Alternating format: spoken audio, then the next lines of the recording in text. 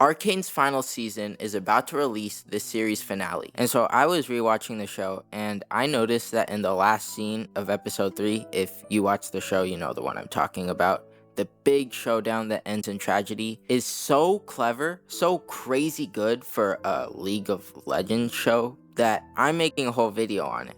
So, for some context, this scene is made up of 2 parallel sequences, weaved together through overlapping action. The first sequence has Vi, the main character, leaving her sister Powder behind and going away to save their father Vander from an evil radicalist named Silco with the help of 2 side characters, Milo and Cracker. Then you have these 2 ambitious inventors, Jace and Victor, who are from this really fancy metropolis, kind of a counterpart to where the other characters live, illegally sneaking into a science academy so that they can prove that their system of harnessing arcane magic, Hexgate, works.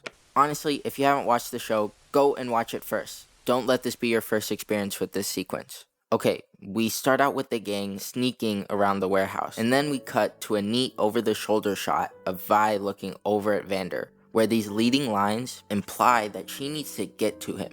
We also show emphasis through color, since the room is lit up green while the rest of the shot is bluish, further driving our attention towards Vander. Yes, this stuff is kind of obvious, but it does really elevate this show. We then pull in for close-ups between Vi and Vander as they share an intimate conversation, and then we cut on action to a wider shot as Vi leaves. Vi realizes she has fallen for Silco's trap, and the camera subtly zooms in, conveying a sense of fear and doom. Silco then shows up, and Vi takes charge by characteristically fighting her way through her problems, while Milo and Clagger try and free Vander and find a way to escape. While this is happening, Powder, the younger sister, sneaks in and watches, eager to help out and use some of the Hextech gear she found and made. She was upset earlier because she felt betrayed by Vi leaving her alone. In fact, as we will see later, Arcane is largely about betrayal and the consequences it brings. Now this following sequence has 2 separate elements. You have Milo, Clagger, and Vi trying to fend off the bad guys,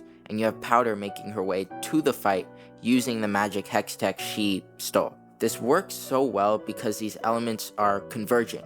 Eventually, Powder will reach Vi and the gang, and so the sequence becomes a question of what will happen then. That question lingers in the viewer's mind, and the fact that we keep cutting to Jace and Victor, scientists, overworld elites, sneaking into their laboratory and risking their careers to figure out Hextech, shows just how powerful this stuff can be and sets up this riveting tension. This technique of converging elements is actually used quite often in the show and on a larger scale than just a single sequence, and for good reason. There are a lot of characters in this show, typical of most lore-heavy video game adaptations, and while those shows and others would take this as an opportunity to branch out the story into a big mess, Arcane manages to keep the story marching forward by having every action these characters make push the story in a single direction, towards a single point. It's like a pyramid. All of the blocks build up to a single block, and as the story moves forward, there are fewer influences or blocks. If they can't reuse a character, if that character can't be moved up the pyramid, the most common way Arcane takes characters out of the picture is to, well, take them out of the picture, which works so well because Arcane is a dystopian world, and that's what happens in dystopian worlds. As all of this is happening, we occasionally cut away to Jace and Victor trying out their Hextech, not only giving the action in this final part of the episode an ebbing and flowing rhythm, like a symphony and its masculine and feminine movements, but also contrasting Piltover and the Undercity in a way that injects a little dark irony of how little the struggles of the Undercity affect what's above. After a while of this back and forth between Silco and Vi, the Undercity and Piltover, Silco brings out one of his superpowered goons, who's jacked up on Shimmer, the druggy Undercity counterpart to Hextech, and promptly starts returning the favor to Vi. She barely escapes with her life, but all is not lost. Milo manages to free Vander, and Clagger finds a way out. Things seem to be going good. Maybe too well. Ah, shit. Powder, in a moment of misunderstanding, decides to save Vi by releasing one of her homemade Hexgate-powered bombs, the very same Hexgate that Jace and Victor are currently having fun with. This is what elevates arcane magic from your regular fantasy wizardry. Hexgate and Shimmer are merely used as amplifiers of existing character. Silco, a power-hungry individual, naturally uses Shimmer to control the masses. Similarly, Powder wants to help out, so she uses her arcane magic to do exactly that. These power devices merely allow characters to make choices and actions that push the plot forward in the Great Pyramid. Anyways, the elements have converged. The metaphorical clock has run out of time, and Powder has released the bomb. In a moment of frenzy, followed by silence, the bomb detonates, and in a subversion of expectations, fucks everything up. Right before everyone was about to escape, Powder's explosion kills Milo and Clagger. She badly hurts Vi and Vander, and despite all that, she barely makes a dent on the roided out dude. However, her dumbass got blown off the building and into some water, so she thinks she has saved the day. While all this chaos is happening, Victor and Jace finally crack the Hextech code and are floating with joy. We not only again see that irony with the joy in the overworld due to Hextech and then the sadness in the underworld due to Hextech, but it also highlights the kind of destruction that arcane magic will release onto the world, without Piltover, without Jace and Victor even realizing it. After everything has been destroyed, Vander sacrifices himself on 2 separate occasions, in which the second time, Vander takes Shimmer to revive himself. And like I said before, the Shimmer only amplifies what is present, so he actually refrains from killing Vi, even as a monster. As Vi is mourning the loss of Vander, this blue-haired bitch-ass comes back all happy. Look, I saved everyone. Whoops. The cool thing about her eventual realization of her mistakes is that it all comes from subtle cinematography, not dialogue. We have a single rack focus shot from Powder to Clagger's bloody glasses.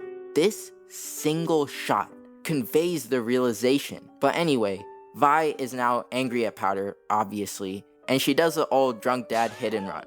This action, this mistake, sets off the long series of events that follows for the rest of the show. Because Silco comes along and realizes that Vi left Powder the same way Vander left him in the past. They share trauma of betrayal, and Silco adopts her. This shared experience is conveyed through a series of shots, where Silco looks over at Vander's body as Powder says Vi left her, subtly creating this parallel and letting the audience know what Silco is thinking, without a single word.